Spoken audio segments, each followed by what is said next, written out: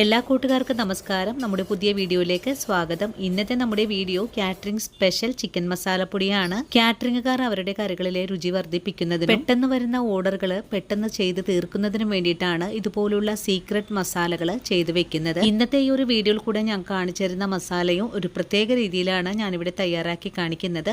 ഇനിയിപ്പോൾ നമ്മുടെ വീഡിയോ കണ്ട് കാറ്ററിംഗ് യൂണിറ്റ് തുടങ്ങിയിട്ടുള്ള ആൾക്കാർക്കും ഇതുപോലുള്ള മസാലപ്പൊടികൾ വീടുകളിൽ ഉണ്ടാക്കി വിൽക്കാൻ ശ്രമിക്കുന്ന എൻ്റെ കൂട്ടുകാർക്കും വേണ്ടിയിട്ടുള്ളതാണ്. ഈ ഒരു വീഡിയോയും എൻ്റെ കൂട്ടുകാരുടെ ആവശ്യപ്രകാരമാണ് ഞാനിന്ന് അപ്ലോഡ് ചെയ്തിട്ടുള്ളത്. അപ്പോൾ നമുക്ക് നമ്മുടെ വീഡിയോ കണ്ടു നോക്കിയാലോ. വീഡിയോ കാണുമ്പോൾ നിങ്ങൾക്ക് ഉപകാരപ്രദമാണ് എന്ന് തോന്നുവാണെങ്കിൽ ചേച്ചി ഒന്ന് സപ്പോർട്ട് ചെയ്യാൻ മറക്കരുത്. അതുപോലെ നിങ്ങളുടെ വിലയേറെ ലൈക്കിൽ തരാനും മറക്കരുത്. അപ്പോൾ നമുക്കുടൻ തന്നെ നമ്മുടെ വീഡിയോ കണ്ടു നോക്കിയാലോ. ഇനി നമുക്ക് ചിക്കൻ മസാലപ്പൊടി തയ്യാറാക്കി എടുക്കാം. ഇതിനായിട്ട് ഞാനിവിടെ 50 ഗ്രാം അളവില് മല്ലിയാണ് ആദ്യമേ പാനിലേക്ക് ചേർക്കുന്നത്. നമ്മൾ ഇതുപോലെയുള്ള മസാലകളൊക്കെ ഫ്രൈ ചെയ്തെടുക്കുന്ന സമയത്ത് ഇങ്ങനെ ചുവടുകട്ടിയുള്ള പാത്രം വേണോട്ടോ എടുക്കാനായിട്ട്. ചുവടുകട്ടിയുള്ള പാത്രം എടുക്കുന്നത് എന്തിനാന്ന് വെച്ചാൽ നമ്മൾ വറുത്തെടുക്കുന്ന ഓരോ ചേരുവകളും പെട്ടെന്ന് തന്നെ മുരിഞ്ഞു കിട്ടാനും ചെറിയ തീയിൽ വെച്ച് തന്നെ ഫ്രൈ ചെയ്തെടുക്കുന്നതിനും വേണ്ടിയിട്ടാണ്. അങ്ങനെ മല്ലി ചേർത്ത് നമുക്ക് നല്ലോണം തന്നെ ഒന്ന് വറുത്തെടുക്കാം. ഞാനിപ്പോൾ കുറഞ്ഞ അളവിലാണ് നിങ്ങൾക്ക് വേണ്ടിയിട്ട് ഈ ഒരു ചിക്കൻ മസാലപ്പൊടി ചെയ്ത് കാണിക്കുന്നത്. മല്ലി മൂപ്പായി വന്നിട്ടുണ്ട്. നമുക്ക് പാനിൽ നിന്നും മല്ലി കോരി മാറ്റാം. നമ്മുടെ ചിക്കൻ മസാല ചോദിച്ചിരിക്കുന്ന ആൾക്കാർക്ക് വേണ്ടിയിട്ടാണ് കേട്ടോ ഇന്നത്തെ ഈ ഒരു വീഡിയോ ചെയ്യുന്നത്. മല്ലി ഫ്രൈ ചെയ്ത് മാറ്റിക്കഴിഞ്ഞാൽ പിന്നെ നമുക്ക് വേണ്ടത് വറ്റൽമുളകാണ്. വറ്റൽമുളക് 30 ഗ്രാം അളവിലാണ് നമുക്ക് വേണ്ടത്. ഇനി മുഴുവൻ മുളകും നമുക്കിതുപോലെ തന്നെ വറുത്തെടുക്കാം. ഞാൻ ഈ മുളകൊക്കെ കഴുകി വെയിലത്തിട്ട് ഉണക്കി അതിൻ്റെ ഞെട്ടെല്ലാം കളഞ്ഞു വെച്ചിരിക്കുവാണ്. അതുകൊണ്ട് നമുക്ക് വളരെ എളുപ്പത്തിൽ തന്നെ ഫ്രൈ ചെയ്തെടുക്കാനും സാധിക്കും. നിങ്ങൾക്കിപ്പോൾ ചിക്കൻ കറിക്ക് നല്ല കൊഴുപ്പും കളറൊക്കെ വേണമെങ്കിൽ കാണിച്ചിരിക്കുന്ന മുളകിന് ഒരു 10 ഗ്രാം എരിവുള്ള മുളകും 20 ഗ്രാം അളവിൽ കാശ്മീരി മുളകും എടുത്താൽ മതിയാകും. ഞാനിപ്പോൾ ഇതിലേക്ക് കാശ്മീരി മുളക് ചേർക്കുന്നില്ല കേട്ടോ. നമ്മൾ കാറ്ററിംഗുകാരൊക്കെ മസാലകളൊക്കെ പൊടിച്ചു വെക്കുമ്പോൾ കൂടുതൽ ക്വാണ്ടിറ്റിയിലാണ് ചെയ്ത് വെക്കുന്നത്. നിങ്ങളുടെ ആവശ്യപ്രകാരം കുറഞ്ഞ അളവാണ് ഞാൻ നിങ്ങൾക്ക് വേണ്ടിയിട്ട് ഇന്ന് ചെയ്ത് കാണിച്ചു തരുന്നത്. മുളകൊക്കെ ഇപ്പോൾ മൂപ്പായി വന്നിട്ടുണ്ട്.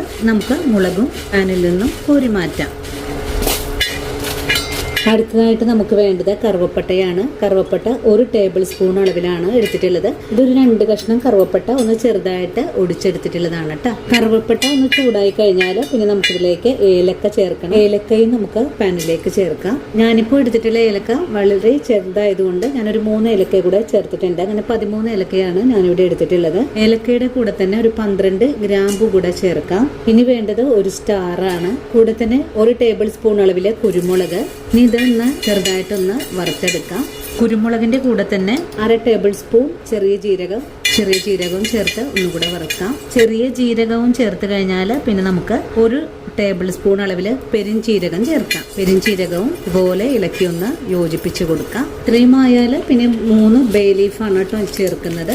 ബേ ലീഫ് ഇതുപോലെ ഒന്ന് കൈകൊണ്ട് ചെറുതായിട്ടൊന്ന് കീറിയതിന് ശേഷമാണ് ചേർക്കേണ്ടത്.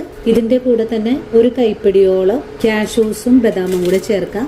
ഇതെല്ലാം കൂട്ടിച്ചേർത്ത് നല്ലോണം ഒന്ന് മൂപ്പിച്ചെടുക്കാം. മസാലകളൊക്കെ ഇപ്പോൾ നല്ലോണം തന്നെ മൂപ്പായി വന്നിട്ടുണ്ട്.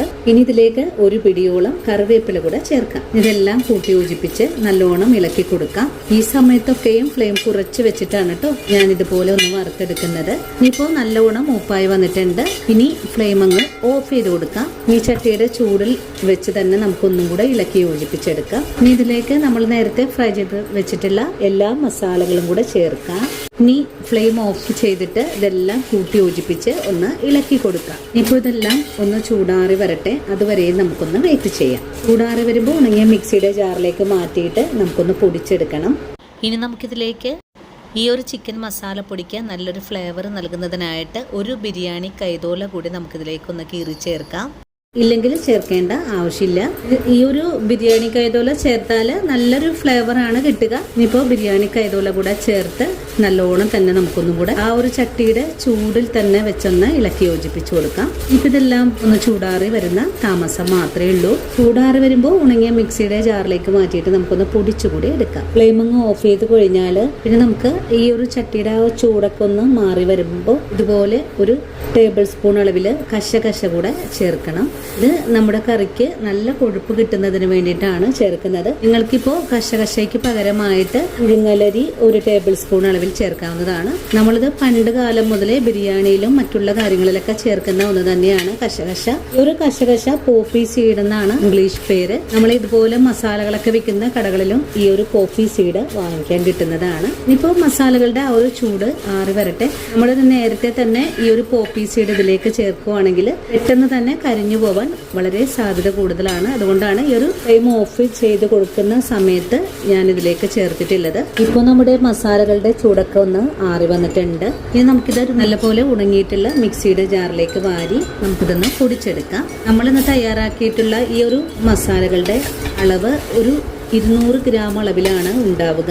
നിങ്ങൾക്ക് കൂടുതൽ ക്വാണ്ടിറ്റിയിൽ ചെയ്തെടുക്കാനാണെങ്കിൽ നമ്മളിന്ന് ഇതിലേക്ക് കാണിച്ചു തന്നിട്ടുള്ള എരിവുകളൊക്കെ കൂട്ടിയെടുത്താൽ മതിയാകും. ഇനി നമുക്ക് ഈ മസാലകളൊന്ന് പൊടിച്ചെടുത്തിട്ട് വരാം. അങ്ങനെ നമ്മുടെ ചിക്കൻ മസാലപ്പൊടി ഇവിടെ നല്ല പോലെ തന്നെ ഫൈൻ പൗഡറായിട്ട് തന്നെ ഞാനിവിടെ പൊടിച്ചെടുത്തിട്ടുണ്ട്. ഇനി നമുക്കിതിന്റെ ചൂടൊന്ന് ആറി വരുമ്പോഴേക്കും ഒരു ചില്ല് കുപ്പിയിലേക്ക് മാറ്റി സൂക്ഷിക്കാവുന്നതാണ്. മസാലപ്പൊടി പൊടിച്ചു കഴിഞ്ഞാൽ പിന്നെ നമുക്കിതുപോലെ ഒന്ന് ചൂടാറാനായിട്ട് ഒന്ന് നിരത്തി വെച്ച് കൊടുക്കണം. ചൂടാറി വരുമ്പോഴേക്കും ഗ്ലാസ് കണ്ടെയ്നറിലേക്ക് മാറ്റിയിട്ട് നമുക്ക് സൂക്ഷിക്കാവുന്നതാണ്. അപ്പോൾ ഇന്നത്തെ നമ്മുടെ വീഡിയോയും ഇത്രയിലോട്ട് കൂട്ടുകാരെ. ഈ ഒരു വീഡിയോയും കാണുമ്പോൾ കൂട്ടുകാർക്ക് ഇഷ്ടപ്പെടുവാണെങ്കിൽ തീർച്ചയായിട്ടും നിങ്ങളുടെ വിലയേറിയ ലൈക്കുകൾ തരാനും ഇന്ന് നിങ്ങൾ കണ്ട ഈ ഒരു വീഡിയോ നിങ്ങളുടെ കൂട്ടുകാരിലേക്കൊന്ന് ഷെയർ ചെയ്ത് കൊടുക്കാനും മറക്കരുത്. അപ്പോൾ ഇനി നല്ലൊരു വീഡിയോ ആയിട്ട് നാളെ കാണാം. അതുവരെയും ഒത്തിരി സ്നേഹത്തോടെ വീണ്ടും കാണാം.